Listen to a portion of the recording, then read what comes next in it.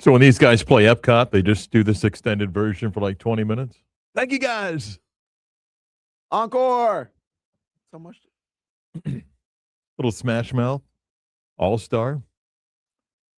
Double Shot Tuesday theme with the baseball All-Star game tonight. Songs with star in the title. I don't think it's as easy to think. I do have a question. I want to make sure that it seems pretty straightforward, but are we including the word superstar?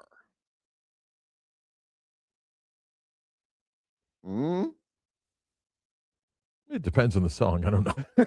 I like the song. It's good. Yeah, but I don't like the song. Try it. See what happens.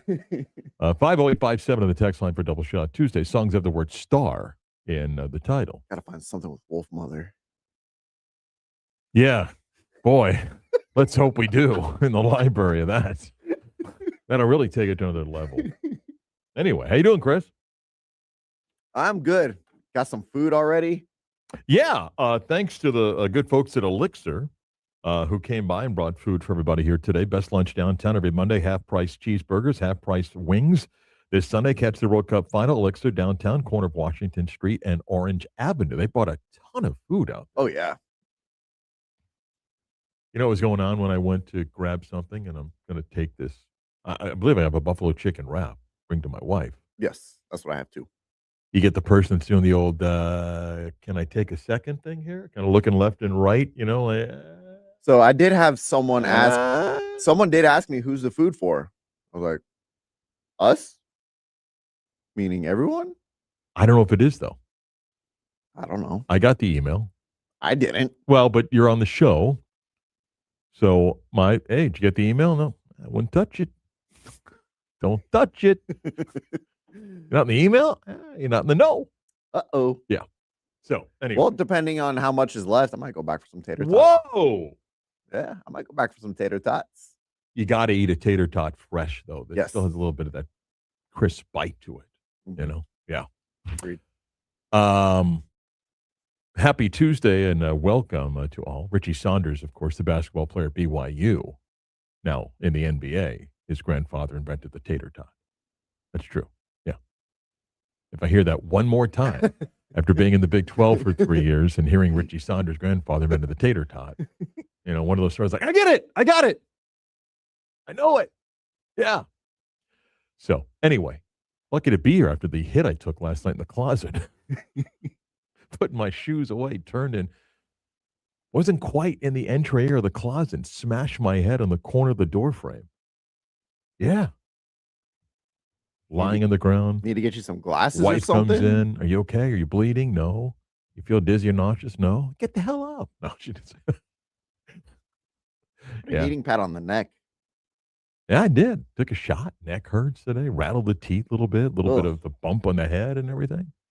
But old guy moment. Yep.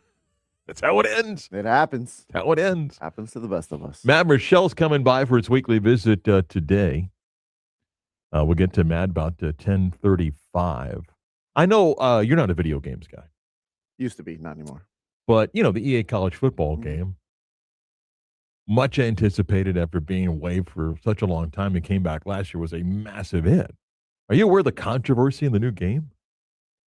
Oh, that Deion Sanders isn't in it? No. No. But they rolled out the new game, and there was an uproar. And EA had to respond.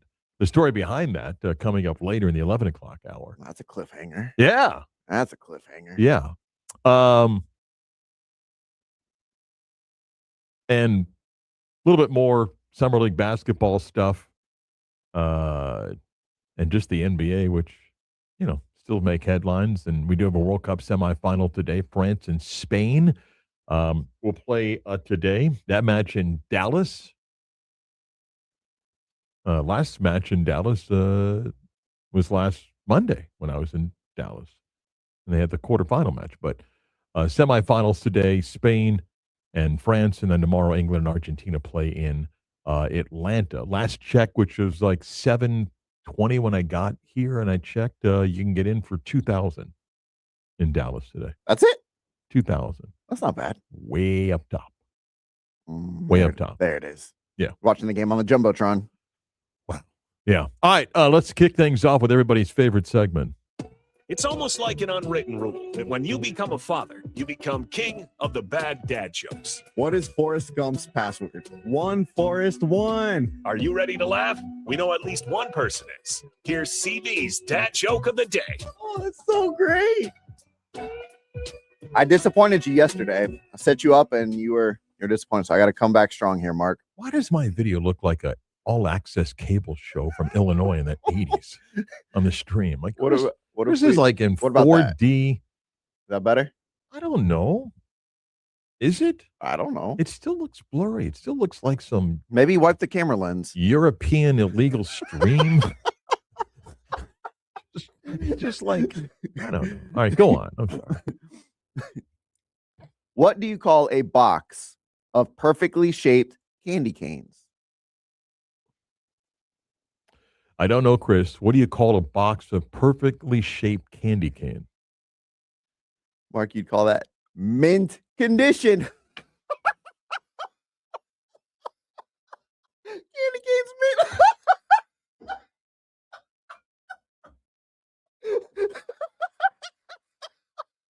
You know, they run a lot of Christmas in July things right now, so I guess Chris pulled that one out of, huh? Huh. Mint condition.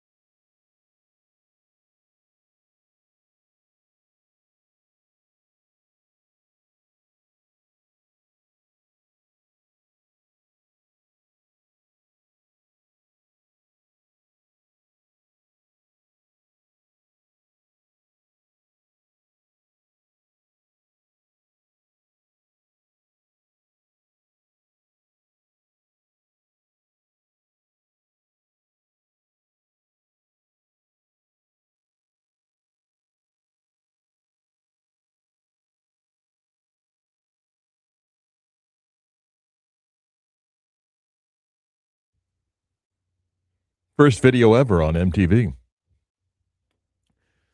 Also, the song I named my beer after at Bowigan's. You did? Yeah. So I got the Really? last employee beer at Bowigan's, and I called it Brewing Killed the Radio Star. Oh. Nice sour IPA, which will be coming back when the Cowboys beat the Packers. Silly dreams. All right, Double Shot Tuesday with the All-Star game tonight for baseball. Songs with the word star in the title. You didn't watch the Home Run Derby last night. I saw the opening with Michael Buffer, Will Ferrell, and everyone. Yeah, that was terrible. Yeah. Terrible. I'm over the whole thing about where to find it. It was on Netflix. I found it. It took me an extra 30 seconds to get there, and it did make me not switch over to something else during breaks because I'm like, I don't want to wait the other 30 seconds to get. But it was fine. You know, I like Barry Bonds in this environment, smiling, talking about home runs and things like that. And then the event delivered. You know, I mean, there was, drama. Jordan Walker of the Cardinals, who maybe a lot of people didn't know, had to hit 6 straight home runs to beat Kyle Schwarber. And the Philly fans openly booing other players. It's a home run derby, Chris. Philly fans living up to their reputation. But it was fun. It was fun. Too long, but it was fun. So yeah. Based on that, do you wish they would have kept the running clock? No. I'm fine with the format. The I get why they do it. It's for a couple reasons. One, it's a TV show, so the batter gets up there, then does the interview, then you take the commercial break. And part of it is there is no other event for the 40+ thousand people that bought a ticket. You know, it's not like, hey, this is like All-Star Saturday, you lead up to the dunk contest, which has become just awful. The Home Run Derby is the event. So you're trying to keep them engaged. And I get why they drag it out, but it didn't start till about 8:23, not 8 o'clock. And it went longer than 2 hours, but it was fine. If it wasn't close, it would have been really boring. But the fact that Schwarber got to the finals, and it came down to somebody needing to hit 6 straight swings out of the ballpark, made it fun. It was good. And the All-Star game is tonight. I want to play a couple clips of something, and I know some people were on Twitter yesterday talking about it.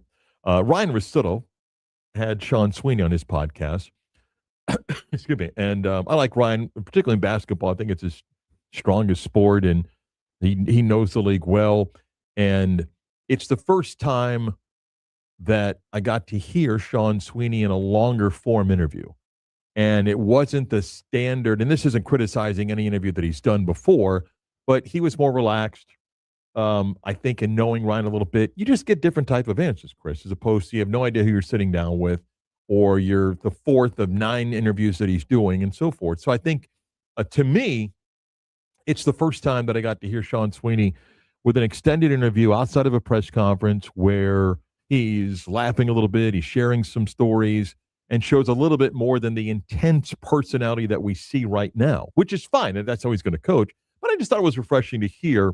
And there's a video portion of this as well, which to me, body language is really important. But I want to play a couple of clips because I think Ryan did a good job, and I thought Sweeney answered some questions that I think a lot of Magic fans are curious about as we head towards his first season.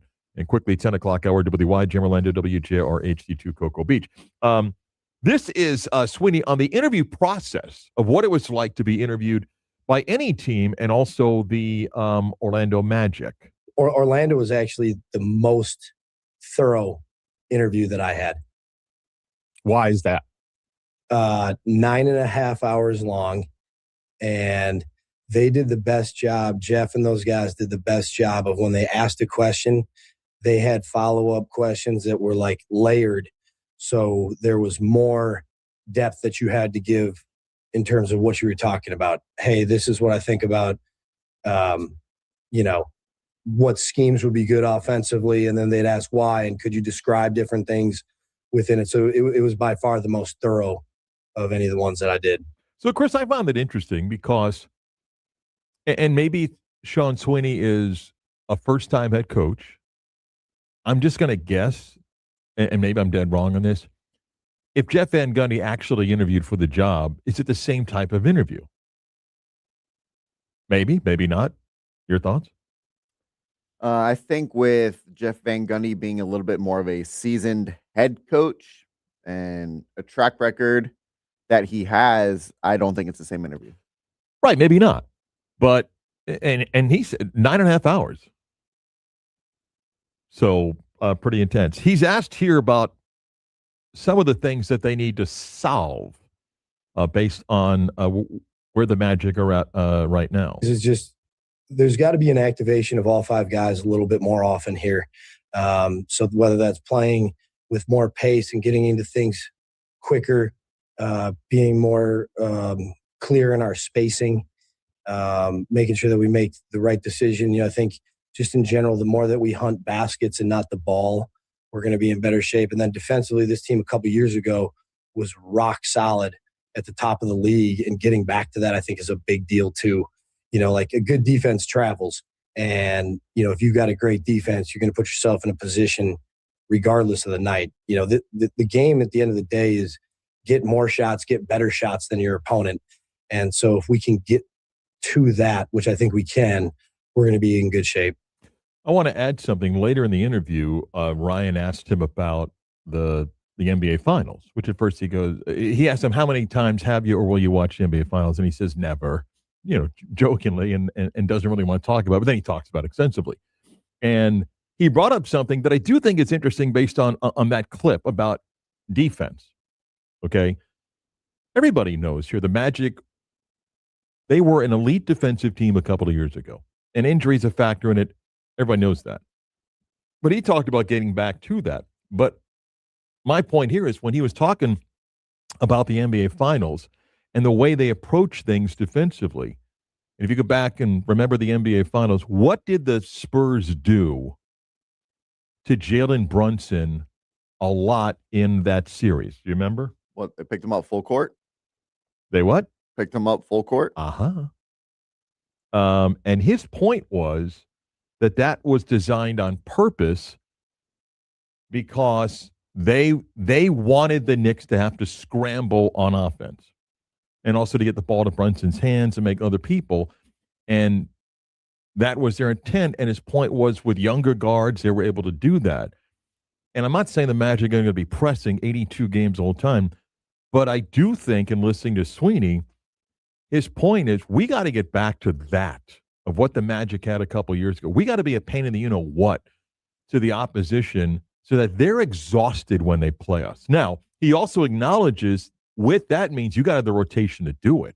You can't play guys and then there's a drop-off when you go deep in the rotation like, oh, now it doesn't work. And it also means that you're going to pick and choose your moments to press. But I also think, and as flawed as his point guard game is in Jalen Suggs, you can question his offensive point guard role. Defensively, you can't argue when he's on. He's as good. So I think that's something else that he brings up what the Spurs did against the Knicks with those young guards of like, we're going to get in your face and we're going to tire you down.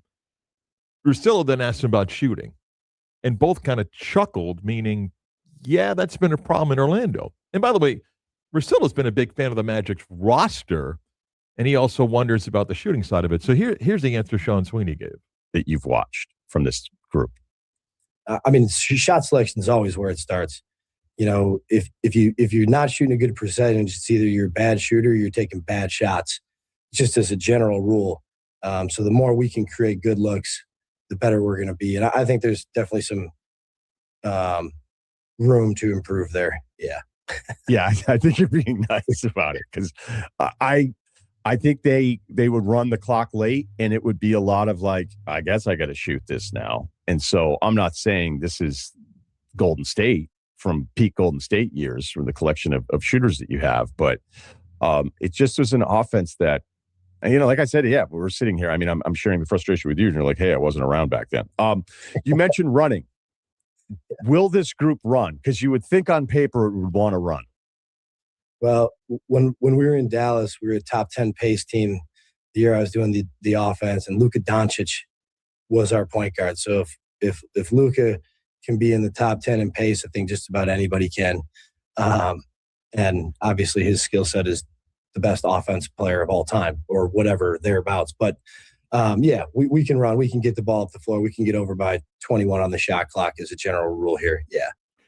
By the way, to point out, as people may or may not know, the thought was, well, he's a defensive specialist. No, he just told you in Dallas, he was basically the offensive coordinator. So he understands, as anybody was going to take the Magic job, that the ability of making shots is going to be really important. One last one.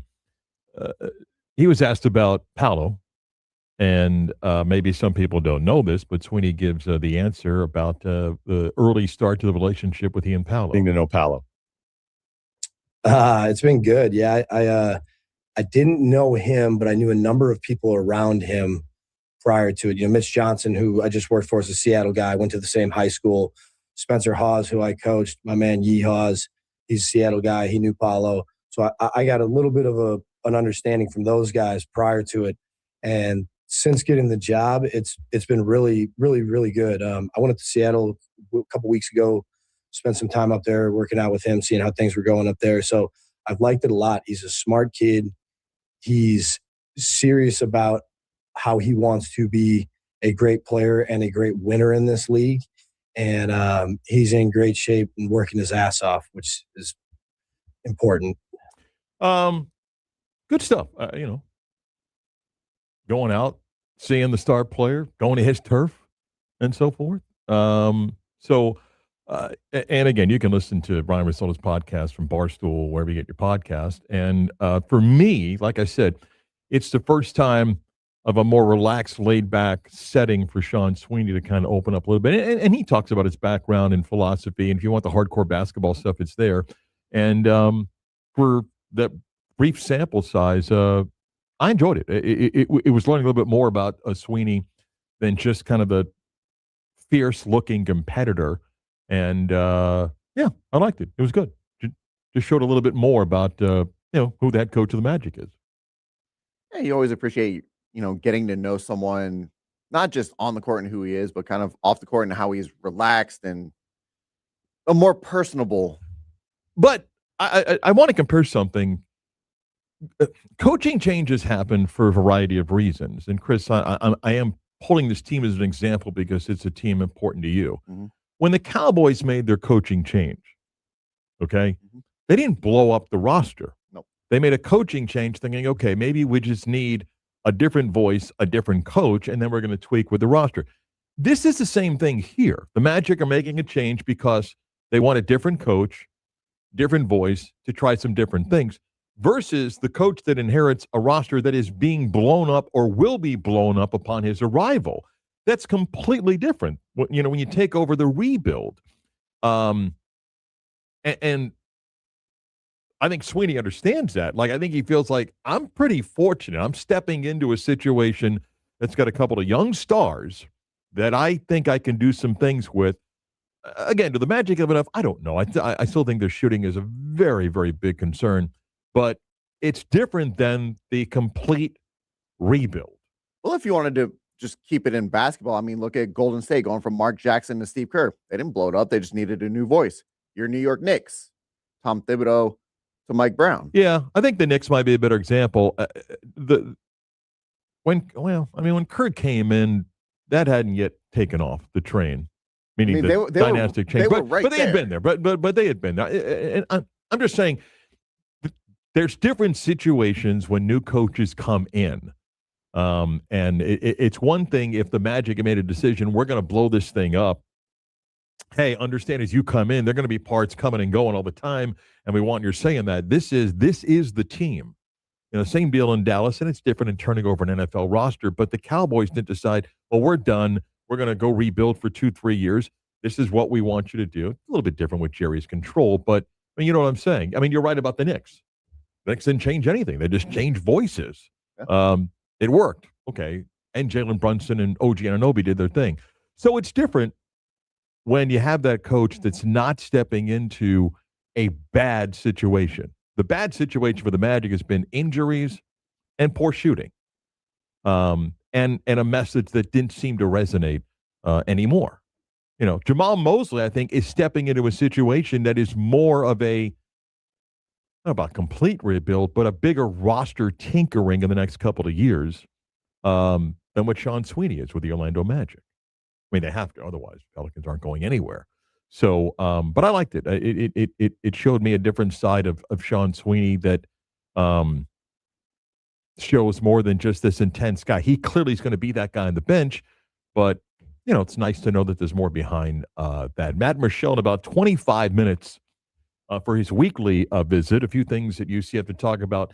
Plus, I'm going to ask Matt what may be an incredible couple of days, Thursday and Friday for Michigan, one of the biggest brands in college sports, that may lead to their AD stepping down. But will a report that the school paid I think it's $11 or $12 million get released? And if it does get released, how bad might it be for Michigan? An under the radar story today that may get a lot worse if the report gets released. We'll get to that coming up in about 25 minutes with Matt.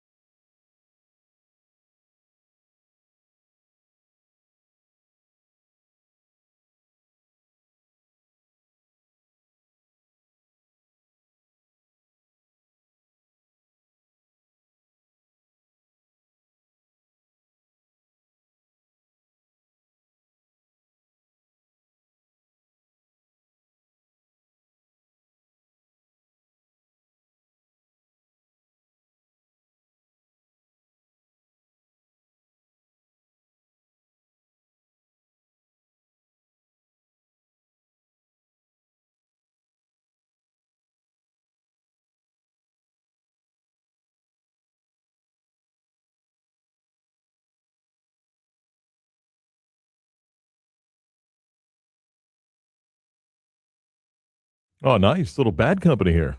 There you go. Today's Double Shot Tuesday theme with the All-Star game tonight for Major League Baseball. Songs with the word star in the title. Nice. 50857 on the text line. You can listen to this show on FM 96.9 AM 740, always on the iHeart app, free to download and make it a preset button. Podcast form, where you get your podcast time with the Beat Sports on Demand and watch the video stream live with Mike Rainey Video. Wipe the camera lens. If I wipe this camera lens, it's going to go dark. Wipe it during the break. No, do it now. All right. Here we go. Great radio. Oh, great. You went dark. Look at that. I don't think that helped. Did it? You look beautiful. It still looks like a bad Yugoslavian all-access cable show in the 80s. It just looks like grainy video. Like it looks fine. It looks good. like a ransom message is about to be given here. Good Lord. You can watch the video stream. I just need to take Mark off. That way it's not grainy. Go to our YouTube page, 96 in the Game Orlando. Click on the logo on the live button and watch the video stream back anytime you want. You can also access it via Twitter, 96.9 Game On. Two things that I want to do real quickly here. Do you remember, I mean, we did this last week, but do you remember this from last week? Oh, hold on. Way to go, Daniels. Way to not be prepared. This from last week. Hey Terry, what's up, brother? Hey man, your host Brittany from FanDuel wanted to make sure your Thanksgiving was extra special. So I just wanted to hop on here and wish you and your family a wonderful Thanksgiving. Tell I said hello. I appreciate all the support through the years, and I just hope you have a great day. Enjoy it, and we'll see you soon. Bye. That's the Bryce Harper cameo message. Does not sound like Bryce Harper at all. But that, I mean, that is the video. Yeah. By the way, the beep isn't him saying a bad word. It's Name. a child's name that they took out. So yesterday, Bryce Harper posted this long message. Hey, I didn't know that we were going to do this, and I wasn't behind this, and I'm not a part of it, and never would have supported this. And if you missed the story, it's a cameo message that was put that Harper did record, that someone at FanDuel that I guess handles the account of someone or is an ambassador to the account of someone that had a gambling addiction, that had been losing significant amounts of money. And they sent this message almost to entice him to go, hey, you want to keep on playing with us and everything. And the person is suing FanDuel and and Harper's not in the lawsuit. But the person saying, hey, this is some of the stuff they did to keep me gambling. And Harper got some bad PR when it came out. And clearly his legal team and his PR team spend a few days deciding, how do we handle this? All-Star festivities coming to Philadelphia. It's going to be impossible to avoid questions. And their answer was, let's put out this long statement explaining, hey, we had nothing to do with it, didn't know anything about it. A little bit of background, though. If you go to Cameo, Harper once was $900 for a message. If you ever want to have some fun, just go look at what some people are charging on Cameo. You just be like, wow. And the thing I don't get is the content creator that's charging $400. I'm like, I don't even know that person. Then you look up, they got like 90 million followers. But anyway, FanDuel has a deal with Major League Baseball. That doesn't mean that Harper was endorsing this, okay? 2, FanDuel's got a deal with Cameo. Front Office Sports reported that FanDuel's deal with Cameo allows them to take videos to use with VIP clients. That's where it gets a little bit of a gray area here. That doesn't, and I'm not accusing Harper of doing anything wrong here. My guess is the people that handle Bryce Harper's Cameo recordings need to learn a lesson moving forward, that just because Chris or Mark signs up to get a Bryce Harper Cameo and we send a suggested script, that he just on an off night Tuesday says, I'm going to record these 9 cameos because it pays this much money. And someone's going to be like, hey, we got to have a little checks and balance here. Right. But where it gets dirty is, okay, MLB's got to deal with FanDuel. FanDuel's got to deal with Cameo. Cameo has permission from FanDuel to take these videos and use them, because then it does come back to Harper's people like, you just read the script, right? Mhm. It does feel a little dirty, right? Yeah. Yeah, I want to know how the person at FanDuel got a hold of this video if Bryce Harper's saying he's got nothing to do with it. No. The person, understand, the person at FanDuel bought the Cameo for the gambler as a way of sending him going, hey, look what Okay. Bryce Harper thinks. The gambler didn't buy it. So Brittany, the person at FanDuel, Harper even says, just play it again here so you hear from the beginning, okay? Hey, Terry, what's up, brother? Hey, man, your host, Brittany from So she bought, Okay. like I could buy you a birthday message Right. from somebody. So she bought it.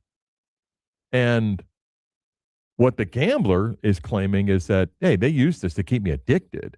And she sends this message as if Bryce Harper was, and so he's suing on the tactics that they use. And maybe it's a lesson learned for Bryce Harper, but before you do something again.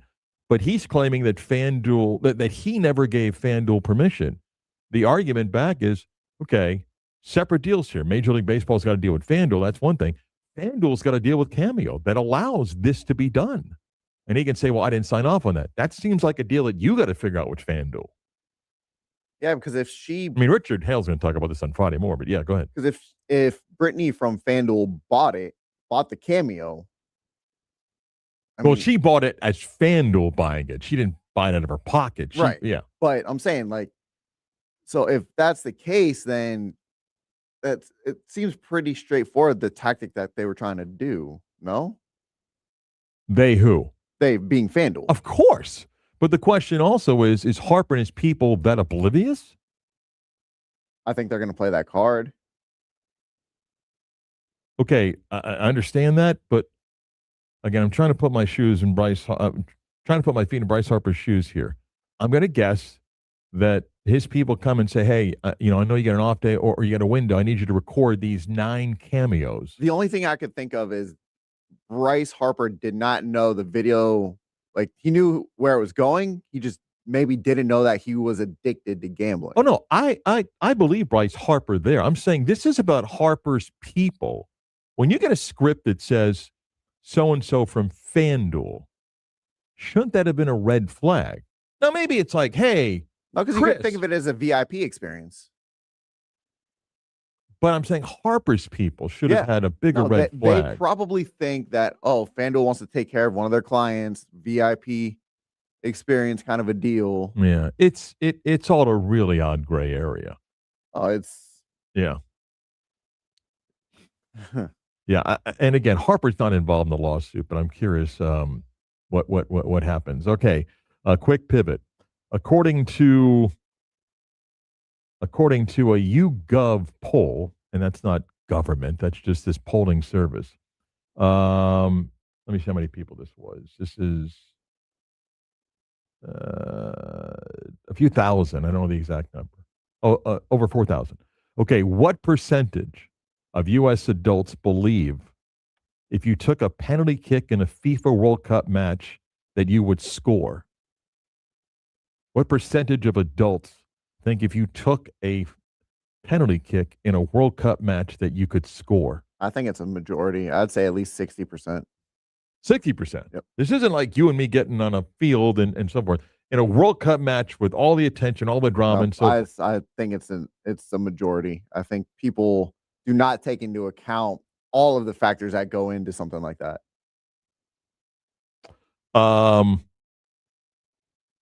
19% of U.S. adults think they definitely or probably would score. 55% believe definitely or probably would not score. The others had no opinion, how do you have no opinion? Yeah. Okay, men 18 to 29, 41% believe they could score. There it is. When you're young and having fun, you think, Mhm. big deal, right? Put the ball up, let's go. Okay, mind you, in his career, Messi's 50% on penalty kicks in the World Cup. Messi's 50% on penalty kicks, But Ed, the college graduate's going to line it up and just nail the back of the net here. Yeah. Do you think you could do it? No. Zero chance. Zero chance. No. Not because, and if you and I went to a nearby field, a much greater chance. It always amazes me when people think they could do something that the elites do, because you're not taking into account all the other things outside of the process of trying to make a shot or do something. I don't think you understand what goes into that. Mark, just think of any time you got nervous doing something and then try to multiply that to that environment. The answer is no. You ever watch like the trivia shows and it seems like an easy, straightforward question, and it's like, why do you not know that? Right. But then like here, there's been times I freeze up like, right. Well, it's it's pressure. But there's enough behind the scenes stuff to show you the key in Jeopardy. Yeah, it's knowledge. It's also how to work the button. Mm-hmm. It's also how to work the button. You can know the answer to every single question, but if you haven't mastered the button, go look at all the stories of what Ken Jennings before he became the host would tell you about. But I just don't think like people. Oh, I can make contact on a 100-mile-an-hour fastball. Really? Okay. How about if I put you ready in Philadelphia with that crowd, and you're the visiting team, and it's the 9th inning, 3-2 game. Yeah, I make contact. You wouldn't. Oh. What are you talking about? Oh, I could pick up 3 yards in a run. Huh? What? Right? People are just. I could tackle Derrick Henry. People are just like out of it when they think, if I played an NBA game, I'd get 4 points. No, you wouldn't. of all of those scenarios, like a penalty kick in the World Cup, hitting a 100-mile-an-hour fastball, gaining 3 yards, scoring even a basket in an NBA game, which do you think you'd be more likely to achieve? Okay, but before I answer your question are we putting in the highest peak moment of the game? Yes. Like this determines win or lose. Yes. And yeah.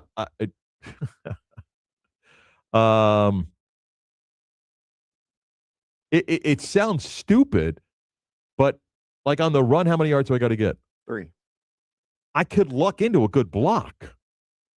Like the baseball's one-on-one. Yeah. Okay.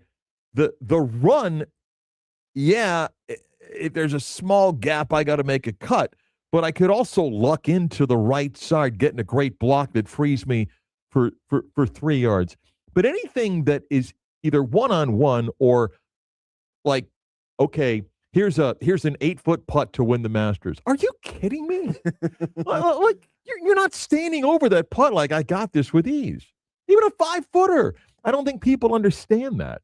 So if I put the ball down for a penalty kick with 70,000 people and worldwide, another 100 million people, and by the way, if I get to Sunday's final, 1 billion people watching, I'd nail it back of the net. Then I'd run, I'd take my shirt off and gun salute. Like, are you insane? I mean, what do you think is easiest? Easiest is not the right word. Here, I'll give you another one. Ready? Mm-hmm. Because I'm watching and I'm marbling. I drop you in the Wimbledon final, and Yannick Sinner's hitting 138 in a serve. You think you can get one winner back? Zero chance. None. I don't think people understand how fast that is when the ball is coming off of his serve. You're like, oh, I can return a winner. There's no chance of that. None. No. If I had to guess, I'm probably like you though. Hopefully you find a block somewhere in 3 yards in a cloud of dust. Right. And here's the problem. Based on my football experience, I lost 3-4 yards most carries because there wasn't a line in front of me. I think our right guard was 5'2", 135 when I played. So that 3 yards wasn't happening. Matt Marshall joins us next.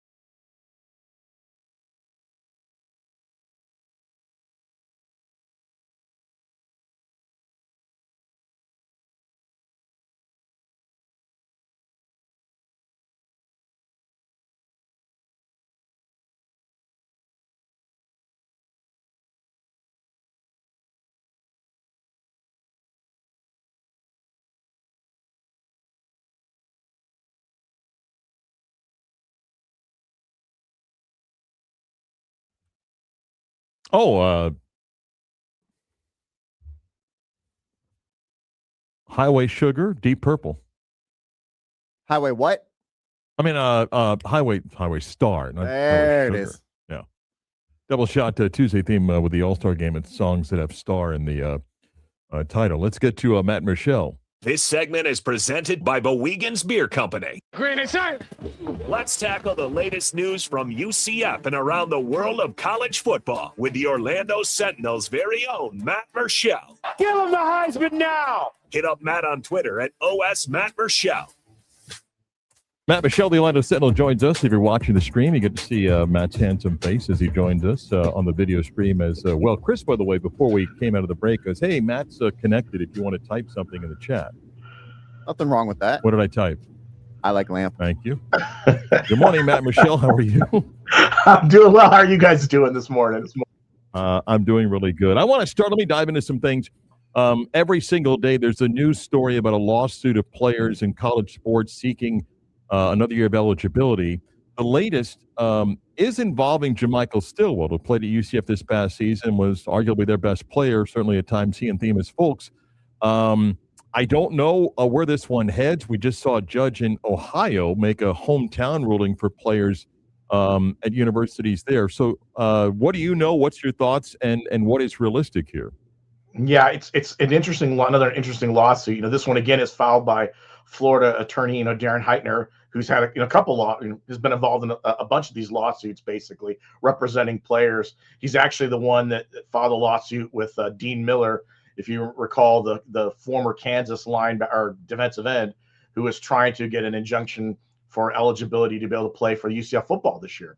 So there's a lot of involvement in that. JaMychal Stillwell has made it known several times over the last few months that if he gets eligibility, would like to come back to UCF and play for an additional year. So he's hoping that maybe this lawsuit will, he'll be able to get that injunction and be able to get that year of eligibility. And from what I've been told, there is a spot on the UCF roster if he does get eligibility. There's a chance he could rejoin the roster if he wants to come back to UCF. Both sides are amicable to that. So it would be a huge move. Listen, and as you pointed out, a lot of these lawsuits are going the way of the athlete. So, if they were able to get this injunction, they were able to be able to get the ability to play. And JaMychal played 2 seasons at the junior college level, at Miami-Dade College and Butler Community College.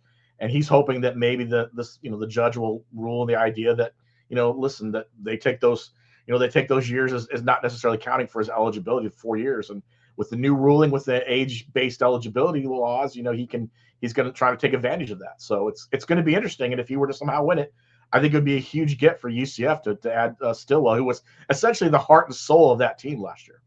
Yeah, just to follow, Matt, a couple of interesting things here. One, I do wonder, the closer we get, for example, to the start of the new academic year, how the NCAA then appeals what seems to be a growing list of these favorable rulings for athletes where almost they put their hands up and go, I don't know what we can do. The other thing, and listen, I'm going to be biased. I'd love to see JaMychal come back because of what he can mean. I just want to remind people, I don't know if that's a guarantee because UCF may have X dollars to say, okay, because they had money, they spent the money anticipating him not coming back. Mm-hmm.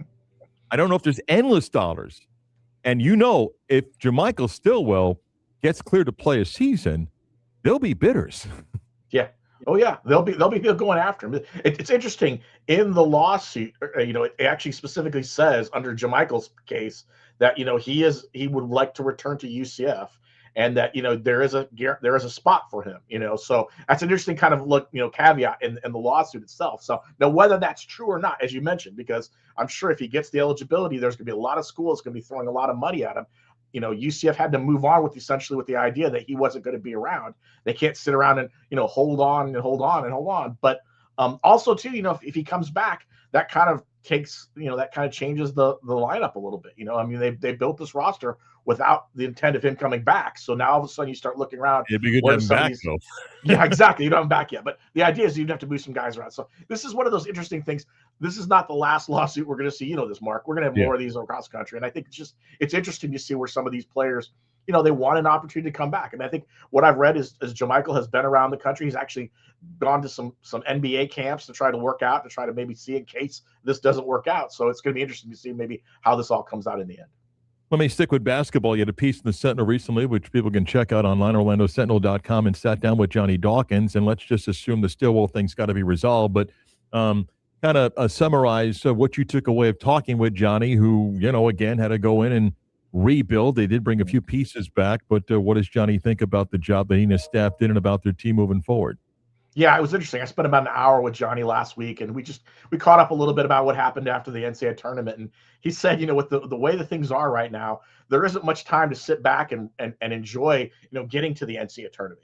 The clock starts immediately. You're already looking at the portal, who's going to come back, who's not going to come back, who can you bring in. They like what they brought in. I think one of the focuses they wanted to really kind of to zero in on was improving their defense. He felt like defensively last year, as good as they were, there were times where they lacked a little bit on the defensive side of the basketball. So he wanted to make sure this time around they got some players maybe that he feels like are going to help them out defensively. It feels like that obviously getting John Bull back was huge for them. Getting the 4 or 5 players back is just going to be huge for them, because again, you're not starting from scratch. You can actually have some players on there that have some ability to understand what they're trying to do, and they can relay that to the team as well. And he said they're really eager. These guys are in like off-season camp, so it's great to see some of these guys. They brought in Dior Johnson back again, a guy who was here 2 years ago, then left for the transfer portal and then come back. I asked him about him. He said, listen, he's mature now. He's a lot more mature than he was before. He said that maturity is going to help them out, and he's gotten a chance to kind of see what it's like. And it's interesting. Johnny brought this stat up, which kind of blew me away. He's had to replace 50 guys in the last 5 years. He said the first 14 years of his career, he replaced maybe 4 or 5, so to speak, through the transfer portal. So this is just, goes back to how this new, the world of college athletics, how much it's changed over the last, 4 or 5 years, and how challenging it can be. And he just talked about how, yes, you can bemoan it, but it's about really kind of getting to it and trying to figure out a way how to make it kind of work for you. And he's been able to do that pretty well so far. So he hopes to believe that this year's team is again got a chance to make that run. I know you weren't in Dallas last week, Big 12 Media Days. You followed it and spoke to people. The Tulsa World did kind of an informal poll, and UCF was near the bottom of the Big 12. It's year 2 for Scott Frost. This isn't a knock on anybody. There was a lack of buzz for a lot of teams, not just UCF. So your thoughts on what appears to be the view of UCF going into year 4 in the Big 12?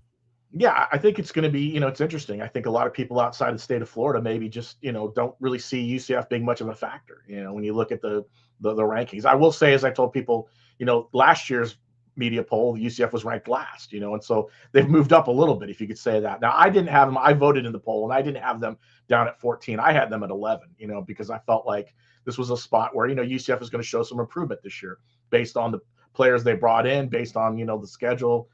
Year 2 for Scott. I think Scott's got a lot more under his feet now, talking about, when he first arrived there. But yeah, outside of the state, outside of Orlando, I mean, there's not a lot of buzz for UCF. A lot of people don't believe UCF's going to do much. In fact, they think they'll take a step back. I'm not sure that's going to be the case. Now, the only way you can fix that is you got to win games. And I think Scott understands that. If you go out there and you win some games, and let's say, you get to 7 or 8 wins this season, that's going to change maybe what people view your program as, going forward. But it's been a challenge in the Big 12 for sure. And obviously there are things that they have to do to fix that. One of those things is winning on the road. They've got to find a way to win on the road. If you win at other people's places, I think that just also gets a little more attention nationally. So it's going to be a challenge again, year in and year out. But I think for Scott, I think it's not so much of a challenge as it was like it was last year. 2. It's the number of road wins the Big 12 UCF has at TCU and at Cincinnati. So, I mean, you got to start picking up some road wins. Let's move up the state. Your thoughts on Tom Herman joining the staff at Florida State? You don't often get the added assistant in mid-July. Yeah, it was kind of a weird announcement yesterday. That not that I'm saying it's just the idea of adding another staff member, in the middle of July when everything's kind of quieted down is. But again, I think that shows that Mike Norvell is serious about trying to win. He wants to get back to where they are. You bring in a coach who's got experience. He was at Texas. He was at FAU. He's a guy that can come in and maybe help you out, especially offensively. A guy who can come in and maybe, add an additional voice. I think we saw a little bit of that in programs around the country where, guys who are either head coaches at one point or another come back as an assistant or coordinator or whatever, or even just even coming in to kind of add as an analyst to kind of maybe help them out. it's important for some of these head coaches to have those voices in the room. And I mean, those were things that maybe can help a coach take that next level. Look at what happened at UCF. They brought in Sean Clark, last year, and Scott talked about Sean was it was really kind of a huge voice in their room. When it came to helping him out, when it came to some of the decisions making. So when they lost Sean, obviously that was a big blow for them. But I think you're seeing a lot of programs doing that. I think Mike Norvell just believes having Tom around will probably maybe help them out and give them a chance to maybe improve from what they did last year. I mentioned earlier promoting you. Thursday could be interesting at Michigan. The rumors are out there that Ward Manuel, the AD, may be leaving, whether he's fired or gets to leave on his own. There's this report that comes out of the Sharon Moore story, and Michigan spent, $11-12 million on an internal investigation in their athletic department. There's lots of rumors about things that a previous president may have said to do or not do, of hiding things and all sorts of stuff. I don't know, Matt. Maybe this ends up going nowhere. I also think that if that report gets out, maybe it's bad for Michigan. This is one of the biggest brands out there for obvious reasons. Protecting the brand matters. What do you think the next 72 hours may be like at Michigan? And is it going to be eye-popping, or is it going to be like, not much there? I think there will be some things that'll stand out about it. I mean, obviously, you don't get this much buzz going into a week and talking about a report without somebody maybe, knowing something a little bit, that there's, what is it? If there's smoke, there's fire. So I think that could be the case. I'm not sure where Ward Manuel goes from here. I mean, I think if the report is as damning and really looks at the fact that they've tried to hide some things, which, let's be honest, it wouldn't be the first athletic department to do that. I could see them, maybe parting ways with him, maybe moving on. You want to really come with a clean slate, no matter what you did, since then. I think there's some things there's going to be concerned about. If they knew that, what was going on with with the situation with the football program, I think that says a lot about, them trying to cover things up. And cover-ups are always the worst thing. If you come out and look like you're doing something to kind of hide, something that you're not supposed to be doing, it's not a good look. And especially when you're talking about boosters and donors, and you're trying to go into someone and ask them for money to help your program, or you're sitting down recruiting someone and you're telling a mother and a dad, listen, we're going to teach your son good values, and look what we do. They can follow our lead, and then you do something bad. I think it's not going to work. So I think there'll be something that comes out of it. I mean, I think there'll be something, maybe people will scratch their head and think, okay, this is insane. But again, it looks, at least everything they said, that looks like Ward may be out the door, but he's claiming he's not going to get fired. So we'll wait and see what happens over the next 72 hours. You know what I think will be interesting is if some of these rumors about attempt to cover up the sign stealing scheme, if some of them are true, I'm curious what is the level of accountability? Mm-hmm. I mean, does Michigan self-impose penalties? I don't know. You got a sitting president that openly discussed, hey, we don't want to give up the advantages we have that we've earned over 100 years. I'm curious, and then people will yell at the NCAA, and it's going to be, well, what do you want us to do? I am curious, because if there's a cover-up of what clearly was an attempt to hide things, what's the demand for accountability? And part of me thinks that Michigan will be like, hey, we got a season to play. Don't bother me with it now. Yeah, I think that's going to be the case. They're gonna say, okay, we did everything we need to do. We took care of this situation. We're moved on. We're back to focusing on football. I mean, you think about this offseason with Brendan Sorsby and then this thing, it's horrific, but somehow it's the news cycle. You're talking about 2 or 3 months, and all of a sudden it disappears. Especially with the football season right around the corner, they realize, okay, fine, we'll handle this now, and in a few months, our fan base isn't going to care. They're going to want to know what's going to happen on the football field. All they care about is if we win games, and if they win, that will kind of go away a little bit. So I think that's going to be the challenge here. And I don't think the Michigan fan base is going to be screaming for blood. I think they're going to want to move on from it just as quickly as the administration wants to move on as well. Check out, support his work. He's on X or Twitter, OS Matt Michelle. Follow him at the Orlando Sentinel, OrlandoSentinel.com. Thanks, Matt. Good to see you. All right. Good to see you too, Mark. Take care.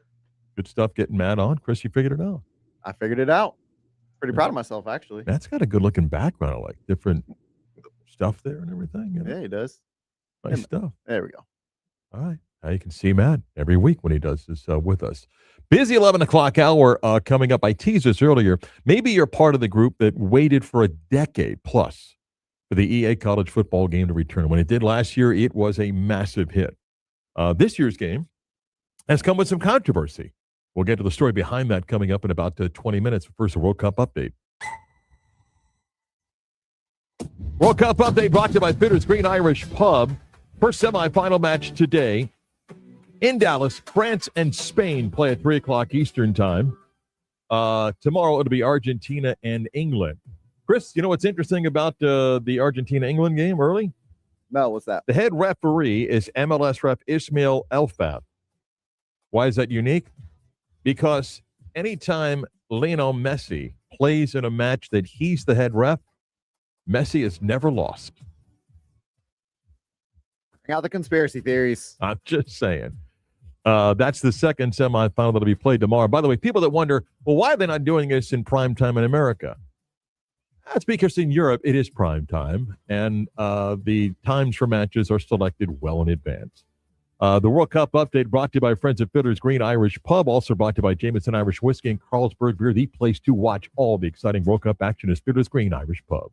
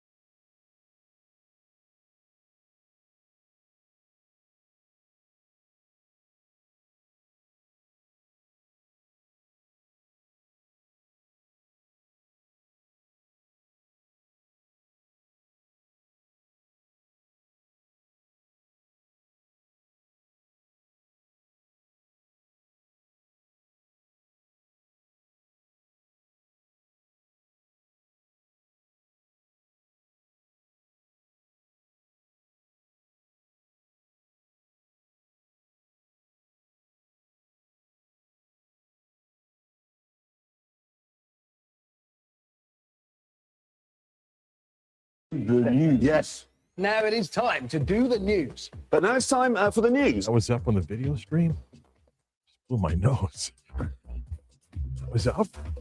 I didn't know you were going on. Oh, man. Sorry. 11 o'clock hour, WYGM Orlando, WGR 8. You want cameras, then you get stuff like that. Kind of blow my nose. Sorry. Home run derby last night was won by Jordan Walker, the St. Louis Cardinals. He needed to hit 6 straight balls out to beat Kyle Schwarber. He did.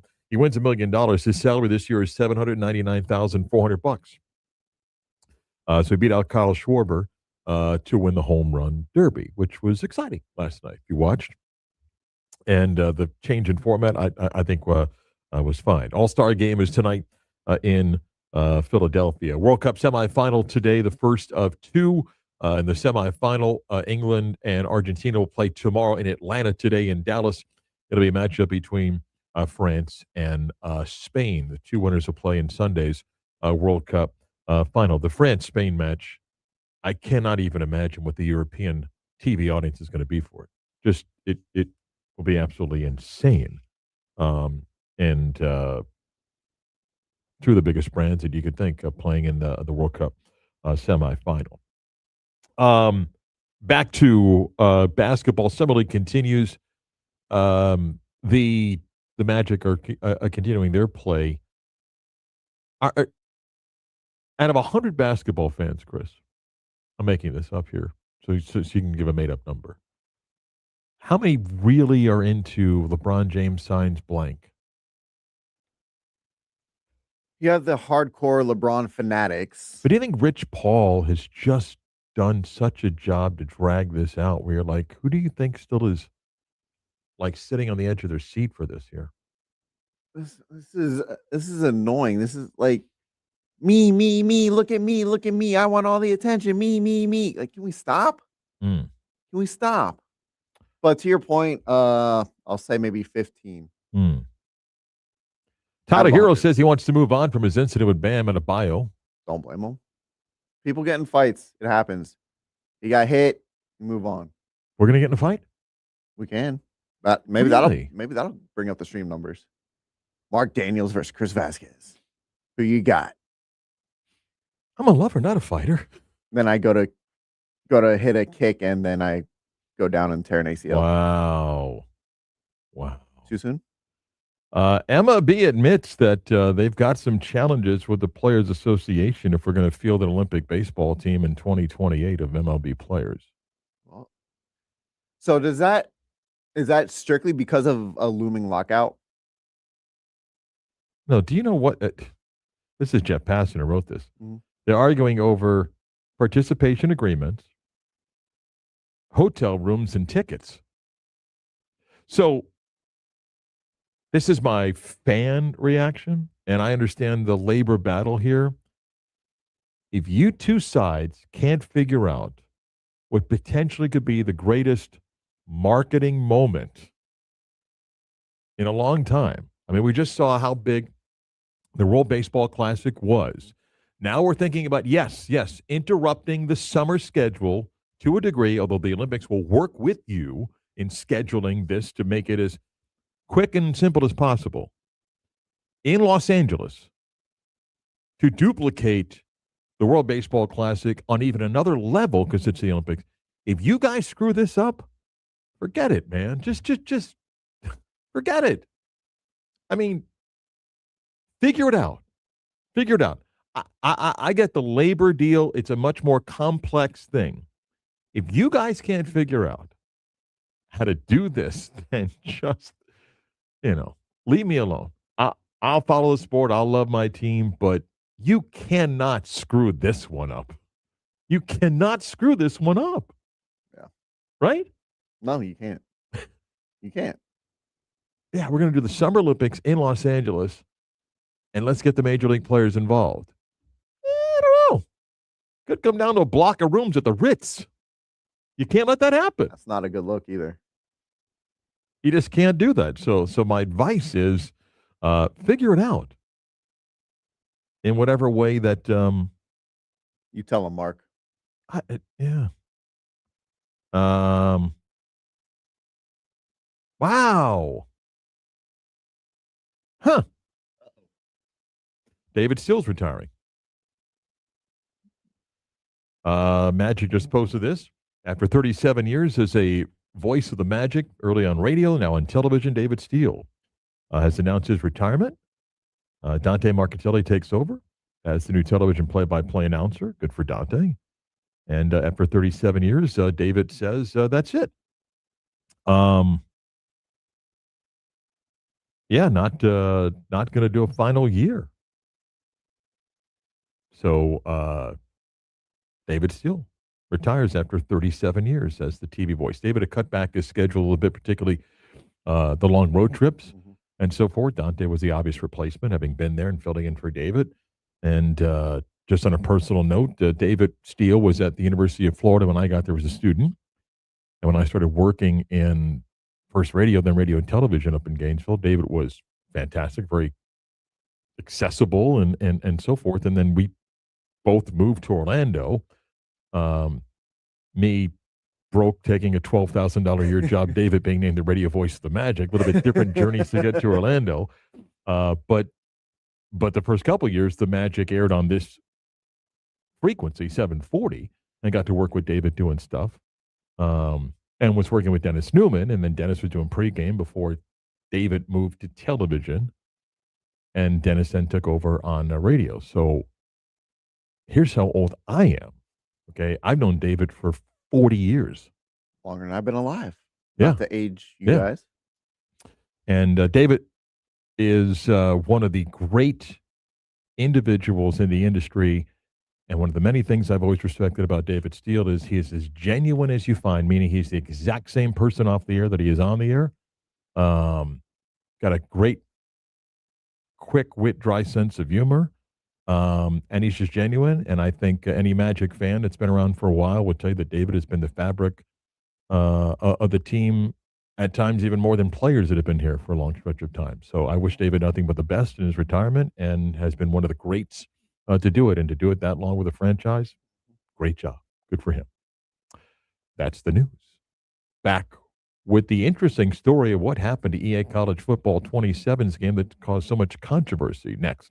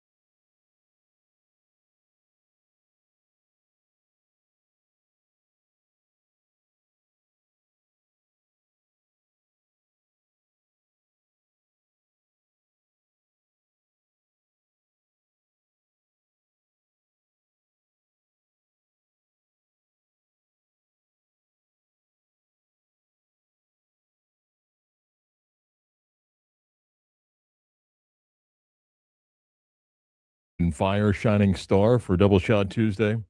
Songs with star in the title because of the All-Star game. It works, right? It does. So, if you're like many, you waited, wished, hoped that someday EA would bring back its college football game, and in the world of NIL and everything, lo and behold, it came back last year with incredible hype, and it delivered. Now, how do you match that? And in 27, the game, maybe not the same type of hype, but the game comes out, and we get a little bit of controversy that kind of hit the gaming world a little bit. Our next guest is here to talk a little bit about that. Even if you don't play the game, it's an interesting story. Mike Straw is the executive editor at Insider Gaming, and he joins us. First, Mike, thanks for joining us. Good morning. How are you? I'm good. Good. Thanks for having me. Let me start here. Again, let me do this for those that maybe are not hardcore players. So take me back, the hype of the game last year, how the game went, and then the anticipation for this year's game. What's that been like before we get to what became a little bit controversial? Yeah, of course. So a couple years ago, college football, not NCAA, 25 came out, first time in 11 years. And it was the best-selling game of the year in the United States. Wasn't even like best-selling sports game at the top. Even 11 months after launch, it was still at the best-selling. Last year, hype kind of died down a little bit, but it was still one of the best-selling games, especially with what EA was doing, where the more you use the specific school, the more that school earned from EA in a payout. This year, the hype was there because they announced a lot of changes. Like the hype might have been as big as it was when it first came out a couple years ago. They announced a lot of new changes to gameplay, to dynasty mode, and all that.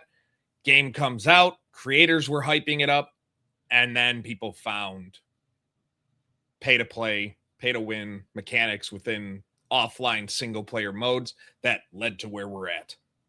So that is microtransactions. Would you just kind of explain again, kind of share what that is, and did EA not promote that? Was it a surprise? And what led to the, whoa, what is this? And then the reaction by the community. Yeah, so the microtransactions, for those that don't know, are just little purchases that you can make in a game to kind of improve your experience from the developers. Whether it depends on the game, whether it's upgrading how your character looks with new equipment or new tattoos or new, in like games like NBA, you can buy bikes to move around their city mode easier. In college football, they've been there. I mean, microtransactions have been in games now in the way they are now for about 20 years at this point. But in college football specifically, they've been there in their ultimate team mode and their card collecting mode, but they've never been there in their single player offline modes. Well, they kind of hid this under the rug and no one knew about it. They had a press event or a creator event in Chicago in June. And the creators there didn't know this existed. Game comes out, and then they go to adjust certain settings, and they realize those settings aren't there anymore. And in their place were the ability to pay to improve your player, improve your coach, when prior you could just increase these settings for earnings and improve them quicker that way. When you say creators were surprised, so those that kind of built this thing, they didn't know this was happening, so that had to lead to the initial internal concern at EA, right? So the creators are, when I say creators, I mean like YouTube content creators, those types of people. The developers knew about it at EA. When I talked to certain sources at EA, they kind of were upset about it. The ones I had spoken to, they knew this was going to be there, but it flat out told me when they found out, him and his team specifically were livid because they knew the feedback, what it was going to be. And it exactly went what they expected, to the point where EA had to kind of do some damage control, because what they removed were sliders that increased the ability of your player to earn experience points to upgrade your player. And instead, if you wanted to upgrade it, you could just pay $100 or $50 or whatever it may be to get your player as much as you can in a completely single player, no online mechanics mode like their Road to Glory. And in Dynasty mode, which should be a sandbox to a lot of people, they were limiting and taking away XP boost options and sliders and say, hey, if you want to upgrade your coach to the highest level, pay us $75 or $100. So what was the reaction? What did EA do, and what has been the response in the gaming world to what EA did? Yeah, so the reaction from the community was as large as I've ever seen in my 16 years covering this industry. They started it started with a YouTuber named Bordeaux, who kind of worked with other creators to start this trend using a hashtag of CFB play don't pay, and it kind of got this groundswell of organic backing from even big names in the space and bigger outlets that it couldn't be ignored. It was basically remove these microtransactions from the mode and give us our sliders back. Well, EA quickly put out a statement that they were going to add the sliders for XP boosts in Dynasty mode back, but no mention of the sliders in Road to Glory. Then they put out another statement last Friday saying they were removing the microtransactions from the modes entirely. That they didn't mention bringing back the sliders in Road to Glory. I don't see that happening. Maybe I'll be wrong, but I at this point I just don't see it. But they kind of reacted swiftly to this, and the community's reaction to that was good. It's about time, but they did leave it open that in college football 28 and beyond, these types of purchases are going to be back. They're just going to do a better job of communicating what they are. Yeah, it's my follow-up. Is the future of microtransactions, once you open the door and you're making money, I don't think you go backwards here. So does something like this make the game creators a little bit more cognizant, or is it kind of like we've adjusted in the world of streaming? That's where I find a home run derby that this is part of it. And if you want to play these games and you want to boost yourself, welcome to the world of microtransactions and get used to it. Kind of, in a way. The creators, I think they know, and by creators in this case, like you said, the developers working on the game and the market, they are going to have to communicate better.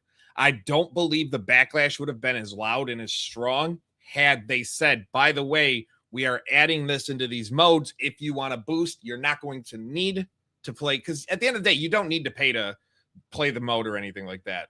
It's the fact, I think, that bothered a lot of people, that they kind of snuck it in without telling people and then taking away what they had in the first place. If they be upfront with communication, the backlash would not be as strong. And I think that's the biggest learning point, because these microtransactions aren't going away. They're going to come back. They've been there for 20 years. With the EA sale that's still pending, they're going to be looking ways to monetize every game in their portfolio more. So it's kind of a case of better communication eases the blowback, but you are still going to get negativity and blowback on social media no matter what they decide to do. But it's about trying to mitigate the groundswell to the point where it's not being picked up and talked about at a national or global scale. Two final questions. Mike Straw's with us, executive editor of Insider Gaming. Overall, what's the view of this game? Is it much better than last year?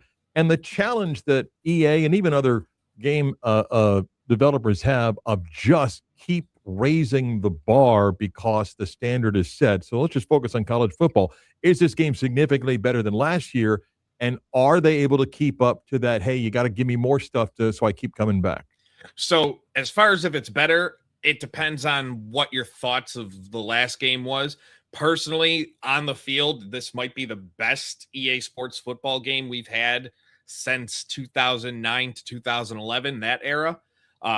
There's a lot more of a way to actually show your skills and make decisions, or the moves you make on the field actually matter. Offline, or outside the field, they have a lot of updates to their dynasty mode as far as recruiting and NIL and all that. So to a lot of people, including myself, in a lot of aspects, it is. It's a lot better than 25. It's a lot better than 26. Even visually, it looks better. As far as upping the bar, when you only have 9 months to work on the next game, there's only so much you can do. What happened this year was a massive work that's been in the works since college football 25. They have, the way EA kind of works now is they have these 3 to 5 year plans of what they need, and they just try and get, and 9 months, they're like, all right, what can we get done in these 9 months? Then the next 9 and whatever, because you have the 9 months before you kind of have to really start hammering down what's going to be in that final game, or finishing up what's going to be in that next game. So they have these long-winded plans, and it's tough. It's tough. Like, in reality, sports games probably should go to an every other year release cycle, but because of money and because of rosters and stuff like that and licensing, it never will. Last question, and I pivot. You cover the Bills. What's the new stadium look like? It's a beautiful, beautiful thing. I'm more happy about the giant bison that are on the outside of it. Like people were upset about the look of it. I drove by after they installed everything yesterday, actually, and it's incredible. It'll be nice. I don't know when I'll be able to get in to watch a game there, but and a lot of fans feel the same way. But it definitely, as it's come together, you understand why they built it and why they designed it the way they did. It looks majestic. It looks like a palace that you never would have thought of 20 years ago when you think, oh, there's all the rumors of the Bills leaving every year, and now you're like, they got this palace of a stadium, and it's gonna be really interesting when it opens in August. I'm old. I miss calling Rich Stadium in the odd in Buffalo for hockey and football, but times change and Oh, it'll sponsorships. always be the Ralph. It'll always be the Ralph to me. Even the new stadium, I'm not going to call it Highmark. Like I just don't. It's the Ralph. Yeah. Mike Straw is the executive editor of Insider Gaming. You can check out his work, insider-gaming.com. He's also on X or Twitter at Mike Straw Media. Thanks, Mike. Appreciate it. Thanks, Mark. Appreciate it. Thank you so much. Microtransactions, man. I learned a lot, but I knew about it, and it, like this will get under Chris's skin. Like, there you go, man. You're charging more to play the game and all sorts of stuff, right? I'm not saying anything. You're thinking that though, right? Not saying anything. So I'm going to be a better coach. I got to pay $75 to be a better coach. That's ridiculous. It's ridiculous. Yeah. I do remember seeing where again, you don't need to buy the stuff to play the game, but if you want to get into these different modes they have, then that's the hook, man. That's the hook. I think it was just last year, maybe 2 years ago, where they made a big deal about certain schools being used more in the game and benefiting from that in real life. Last year, UCF was among the most played teams, and you do benefit financially from that. Yeah. Yes. Yeah, I remember hearing about that, and some schools tried to rig it, but no, they did. Of course they did. But of course they did. I don't know the exact number, but I know the ballpark, and it was a nice check for UCF. Nice. Yeah. I mean, sure. I mean, any way you can get it, I guess. That's just. He is right, though, and not just like an EA college football game, but Madden. And I'm not the gamer, but some brands do not roll out every single year, like Grand Theft Auto is rolling something out. But it is hard to meet that demand. Okay, the turnaround. It's not like you get a bunch of coders to spend a weekend and here's the new game. I mean, there's a lot that goes into every year trying to elevate that to be as good and bring more stuff in. And he's right. A 9-month turnaround is not a lot of time in that industry. But with a game like Madden, like EA college football, we almost expect the game to be released yearly because we got new players coming in. Well, like you said, you have to. I think he's talking about as far as the new features and make it even better. You really should give more time to put that out. But because new players come in and they move teams year to year. Yeah. So I'm wondering if it should be like when cars get like a redesign, you're not redesigning a car every single year. It takes 4 or 5 years before you get a redesign. Yeah, but the demand is such, player changes team. They want to see him with the team. And I mean, that's why. Well, you have the ability in these games to make the trades and do all of that stuff yourself to set up the rosters how you want it to be. Crazy. Yeah. Crazy stuff. Good story. Interesting story. We're back on the mark, off the mark next.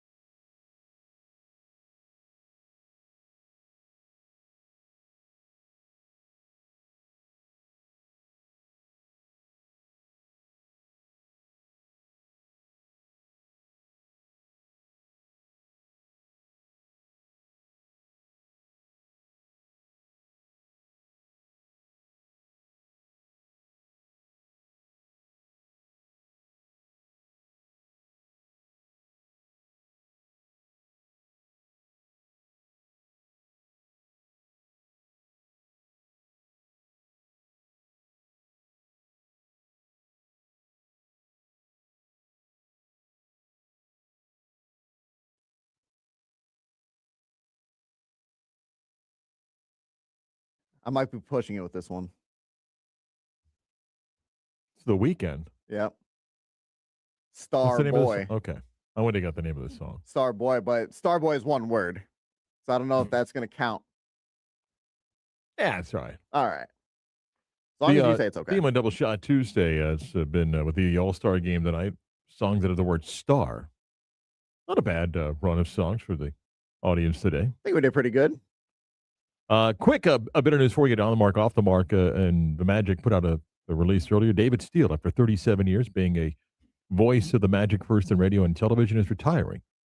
Was told completely David's decision, spend more time with the family. David had cut back his schedule a little bit. Dante Marcatelli, the obvious replacement, who's been doing play-by-play when David didn't make some trips and occasional home game, takes over. So happy for David, and an amazing run. Every year the Magic have been in existence, David had been a voice of either radio or television, and wish David nothing but the best in his retirement, and happy for Dante. Let's get on the mark, off the mark.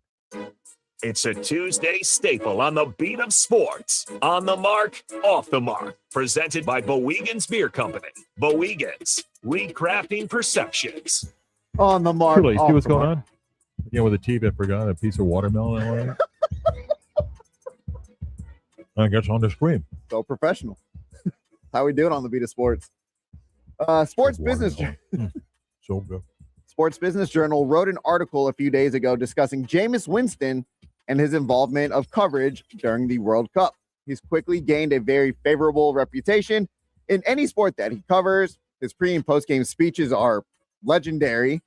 While he's playing in the NFL, the eating of the W, and as they called it in the article, Jameisisms. Mm-hmm. Make it very easy to want to watch Jameis Winston cover just about anything, including everything he's done, again, for the World Cup. We've seen Pat McAfee start we'll call it a non-traditional sports show that has thrived. So would I be on the mark or off the mark for believing that Jameis Winston should follow suit, maybe start his own, again, call it a non-traditional, quote unquote, sports show? Off the mark. I think hopefully Winston's surrounded by good, smart people here. He's got a great opportunity to begin this broadcasting career. What McAfee did early on is much harder than people think. And just because you've got some branding value here, that's not easy to duplicate. Whatever you think of Pat McAfee, if it's not your cup of tea, you still have to respect the grind. McAfee was in the grind for years before then he hit it. You know, but I feel like then partnered, then left, did his own thing, and then came back. I'm sorry. I feel like he's kind of laid the groundwork for guys. Oh, to, no again, question. Follow. Yeah. But I'm going to guess that Jameis people, you don't just roll out a podcast. Like, and I'm not even sure being in the booth is a strength. Like, Winston needs to go do features. Go, and not that he can't do the sit down one-on-one with a quarterback, but have him go do the fun features and everything. It's hard to get people to not mind being the joke, to put on the outfit. And I mean, a lot of guys like, I'm too cool for that. Winston is perfect for it. But I think got to be careful with his character. But he's got a great brand working for him. So he was there at the start of Major League Baseball this season. That was on Netflix. Yes. Did MLB miss an opportunity to have him at the All-Star or at the Home Run Derby last night? No. I mean, you pick and choose, and I don't know what else he's got in store. And at some point, camp opens up a little bit, but I think Jameis Winston is going to be a star. And I think if his people are smart, you just be careful how you use him. Okay. Like no one's asking me for advice. I wouldn't become the 8th person on Fox. I would say no, because I would say you want him to do a feature on the Fox pregame show. You want him to bounce around and do stuff. That's what I think his strength is. Yeah. Okay. You had talked about it a little bit with Matt Michelle. Tom Herman joining the Florida State football staff as an assistant under Mike Norvell. He was last head coach at FAU, going 6-16 before getting fired towards the end of his second season. Prior to that, Herman was 54-22 at Houston and Texas with 2 top 10 finishes, 5-0 bowl record. He did beat Florida State in the 2015 Peach Bowl. while at Houston. While his recent coaching memory isn't good, would I be on the mark or off the mark for believing that Herman will either be replacing Mike Norvell mid-season or after the season should Florida State have another subpar year? That means you're telling me that Florida State forced Mike Norvell to hire Tom Herman. If Mike Norvell by choice hired Tom Herman, I don't think he did that thinking, hey, here's a perfect guy to replace me. And what was his record at FAU? 6-16. So you want that to replace Mike Norvell? Who's their starting quarterback? What was his record during his college career? I'm just saying. I mean, again, he was 54-22 while at Houston and Texas. Yes, it did not work out at FAU. Why did it work out at Texas? I can't remember. He didn't win 10 games. I'm not telling you that Tom Herman forgot how to coach. I just think it's hard then to kind of get back to that when you are out of it. And Tom Herman, even though he had success at Houston, partly the short run at Houston into the next job, and then it didn't work out. And then when you leave and go back to places that don't have unlimited resources, ooh, that gets overwhelming. I'm not saying Tom Herman's a bad hire. I'm curious why. Mid-July assistant hirings are not common in college football. Yeah. So you don't think he's going to be replacing Mike Norvell? If Florida State has a bad season and they make the financial decision to get rid of Mike Norvell, I believe Florida State believes they will shoot much higher. Moving to the NBA, Jaylen Brown is the latest NBA player to speak up about getting equity in the teams that they play for. Players should be able to invest alongside in ownership groups and business opportunities. Like, I don't understand why that's ever been a thing. But it's like you're an athlete, and they make it seem like, they can control how much wealth or growth that you can actually accumulate. I think that's wrong. He would also say that because the athletes help accumulate the growth of the franchise, that they should be given equity in the team. He plays in a league who has a players association that agreed to allowing trades to happen. You can't trade ownership equity. He's smart enough to know that, and therefore his original take is stupid. And I mean, he's not the only one. Steph Curry's said this. Kyle Kuzma's come out and said it. Yeah, Kyle Kuzma. That holds a lot of weight. Look, the argument can be made, and I'm going to put Jaylen Brown aside for a second. LeBron James in his prime in any franchise, and he's not in his prime anymore, Steph Curry with the Golden State Warriors, absolutely increases the value of that team X%, whatever world we're living in. There's no question about it. And you could say that player certainly deserves something. But these players play in a league whose players association allowed for trading, which sometimes the player wants. Mm-hmm. You can't trade ownership equity.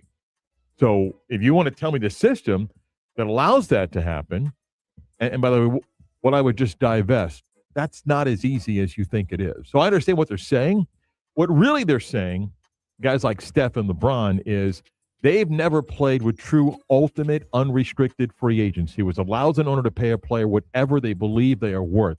LeBron James and Steph Curry in their prime playing for the Heat and Warriors was worth $100+ million a year, no question about it. So then let me move on to this one. Yes. Victor Wembanyama signed the 5-year, $252 max rookie scale extension, taking a 25% max instead of the 30% super max that could have paid him $303 million. Vincent Goodwill went on First Take Monday to share his thoughts. I know Victor Wembanyama's an alien and everything else. He's going to get every dollar that's owed to him, but I don't know if I want to applaud this, because I'll tell you this. When's the last time we asked an owner to sacrifice some money or whatever it is, or ownership groups to sacrifice money for the sake of winning? The fact that you're putting players in a spot where they have to be both player and executive, give them 2 salaries then, because they're doing 2 people's jobs, and I don't like that. Understand what he's saying. This is more of a question of the second apron that's become a very big issue, the next collective bargaining agreement. The second apron was put in place to have owners police themselves. We'll see what happens to the second apron. It's a little bit more complex than he makes it out to be.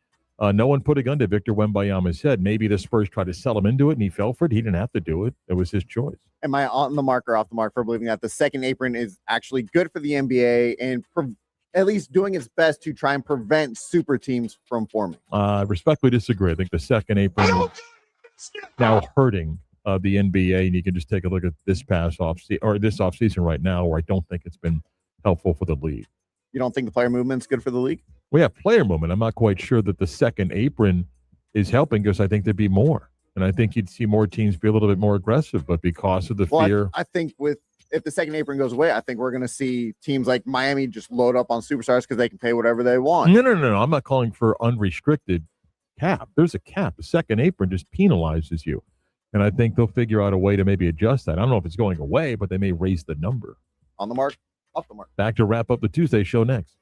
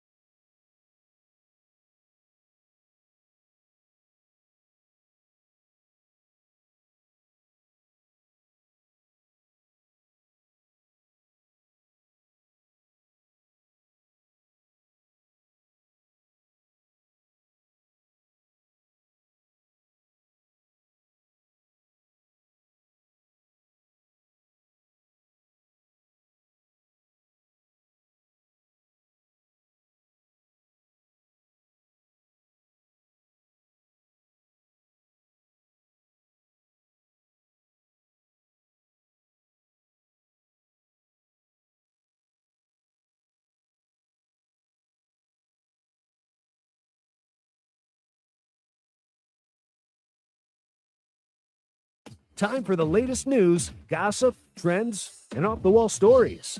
Trends. That's the craziest thing I ever heard. Gus, the T-Rex sells for $50.1 million. 60% of the bone makeup of this T-Rex is what was there, $50.1 million. It's a record. Thoughts on that? Why? I mean, they didn't. Who bought it? Not me. And Taco Bell under investigation for the outbreak of the parasite that causes that aggressive diarrhea. That's the way to end the show. No. Right, yeah. I love me some Taco Bell. Yeah. They're under investigation. Says no one's surprised by the news. If you missed any of today's program, go where you get your favorite podcast. Type in the Beat of Sports on Demand to access the entire show. And the video streams up on our YouTube page, 96 of the Game Orlando. See you tomorrow, Chris. See you, Mark. Chris produced. I'm Marc Daniels, the Beat of Sports.